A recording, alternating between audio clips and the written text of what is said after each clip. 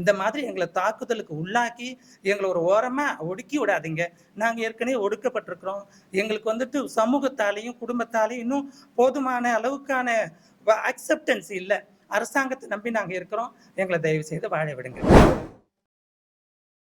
ஒரு பெண் வந்துட்டு குழந்தை இல்லைனாலும் பெண்ணு தான். அவளை வந்துட்டு நம்ம வந்துட்டு பெண் இல்லைன்னு சொல்ல முடியாது. அப்போ ஒரு திருநங்கை வந்து இப்படிலாம் இருக்குன்னு ஒரு டெஃபினிஷனை இவங்க கொடுக்கறது எங்களுக்கு ஒரு பெரிய மன உளைச்சலை உண்டாக்குது. அது எங்களுக்கு எவ்வளவு பெரிய அவமானத்தை கொடுக்கும், எவ்வளவு பெரிய அசிங்கத்தை கொடுக்கும். நாங்க வாழ்றதுக்காக தானே பிறந்தோம். எங்களோட துணியை தூக்கி ஒரு இடத்துலையும் காமிச்சு பாருங்க நாங்க எப்படி இருக்கிறோம்னு சொல்ல முடியும். நாங்க அதிகமா இஸ்லாமியர்கள் மத்தியில மும்பை, டெல்லியில வாழ்ந்ததால எங்களுடைய கூட்டத்தை வந்து ஜமாத்துன்னு சொல்லி பழகிட்டோம். அந்த கூட்டத்தை இருக்கக்கூடிய ஒரு அம்மா திருநங்கை இருப்பாங்க. அவங்க எங்களுக்கு 2வது தாயா இருப்பாங்க. அந்த தாய் எங்களுக்கு இனிமே இல்லைன்னு சொல்ல வராங்க. இனி நீங்க அரவாணின்னு அழைக்கப்படுவீங்க. அரவான்னு சொல்லக்கூடிய மகாபாரதத்துல குறிப்பிட்ட அந்த தெய்வத்துடைய மனைவியா நீங்க இந்துத்துவாக்குள்ள நீங்க வரணும்னு ஒரு வார்த்தையை அதுல சொல்றாங்க. வழக்கம் போலதாங்க மத்திய அரசாங்கம் எப்படி மத ரீதியா எல்லாத்தையும் ஒடுக்குறாங்களோ இப்ப இன ரீதியாகவும் ஒடுக்க ஆரம்பிச்சிட்டாங்க. திருநங்கைகள் வந்துட்டு அவங்க வந்து மத ரீதியா மட்டும்தான் பாக்குறாங்க. உலகத்திலேயே ஜாதி மதத்தை பார்க்காத ஒரு இனம்னா அது நாங்க. ஆனா இவங்க என்ன சொல்றாங்க, நீங்க மத ரீதியா தான் இனி அழைக்கப்படணும். உங்களை நாங்க வந்து பொது பெயரான தமிழக அரசாங்கம் கொண்டு வந்த திருநங்கைங்கிற பெயரை நாங்க இனி சொல்ல மாட்டோம். இனி நீங்க அரவாணின்னு அழைக்கப்படுவீங்க. அரவான்னு சொல்லக்கூடிய மகாபாரதத்துல குறிப்பிட்ட அந்த தெய்வத்துடைய மனைவியா நீங்க இந்துத்துவாக்குள்ள நீங்க வரணும்னு ஒரு வார்த்தையை அதுல சொல்றாங்க. 2வது வந்துட்டு நாங்க ஒரு இடத்துலையும் போயிட்டு எங்களுடைய துணியை தூக்கி எங்க உறுப்பை காமிக்கணும்னு சொல்றாங்க. இது எந்த விதத்துல நியாயம்னு பாருங்க. ஒரு ஐடென்டிட்டி கார்டு வாங்கணும்னா எங்களுக்கு என்ன உறுப்பு இருக்கு, அந்த உறுப்போட தன்மை என்னன்னு சொல்லிட்டு மாவட்ட ஆட்சியர் அலுவலகத்துல போயிட்டு நாங்க காமிக்கணும்னு சொல்றாங்க. ஆணோ பெண்ணோ யாரோ அவங்களுடைய அடையாளத்தை சொல்லும்போது அதனால ஒரு ரேஷன் கார்டோ ஒரு ஓட்டர் ஐடியோ ஒரு ஆதார் கார்டோ வாங்கும் போது அவங்களுடைய அந்தரங்கத்தை எங்கேயும் காமிக்கணும்னு அவசியம் இல்லை.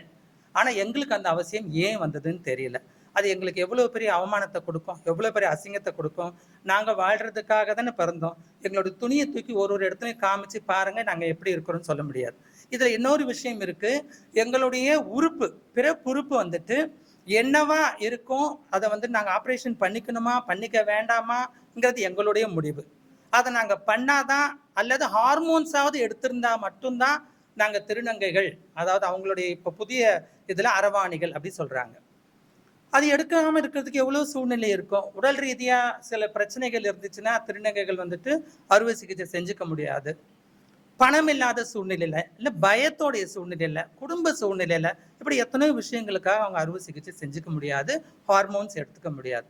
ஆனா இப்ப இருக்கக்கூடிய மத்திய அரசாங்கம் இந்த புது மசோதாவில் இதெல்லாம் நீங்க செஞ்சிருக்கணும்னு கட்டாயப்படுத்துறாங்க. அது எப்படி, ஒரு பெண் வந்துட்டு குழந்தை இல்லைனாலும் பெண்ணு தான். அவளை வந்துட்டு நம்ம வந்துட்டு பெண் இல்லைன்னு சொல்ல முடியாது.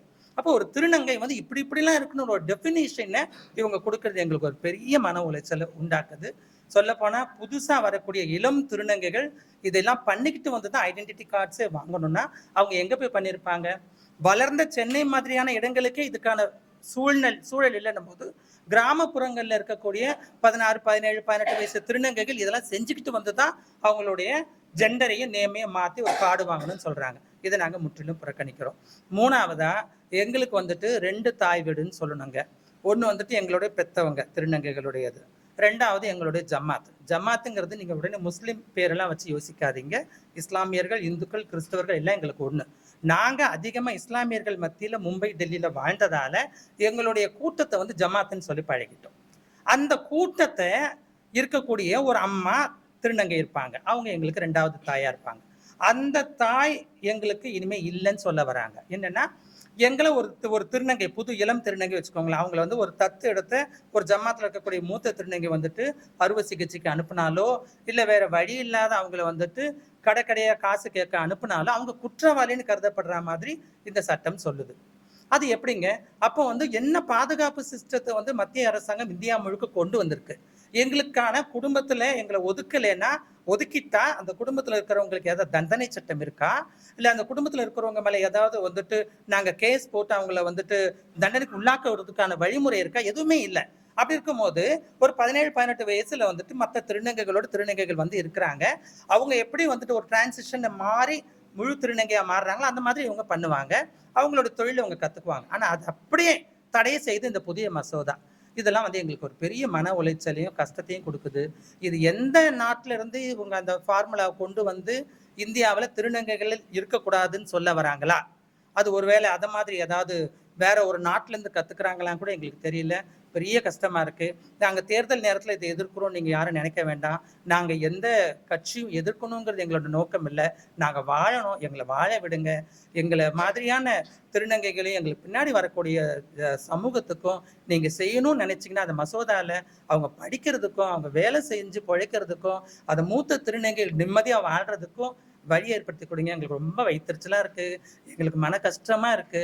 இந்த மாதிரி எங்களை தாக்குதலுக்கு உள்ளாக்கி எங்களை ஒரு ஓரமா ஒடுக்கி விடாதீங்க. நாங்க ஏற்கனவே ஒடுக்கப்பட்டிருக்கிறோம். எங்களுக்கு வந்துட்டு சமூகத்தாலையும் குடும்பத்தாலையும் இன்னும் போதுமான அளவுக்கான அக்செப்டன்ஸ் இல்லை. அரசாங்கத்தை நம்பி நாங்க இருக்கிறோம். எங்களை தயவு செய்து வாழ விடுங்க.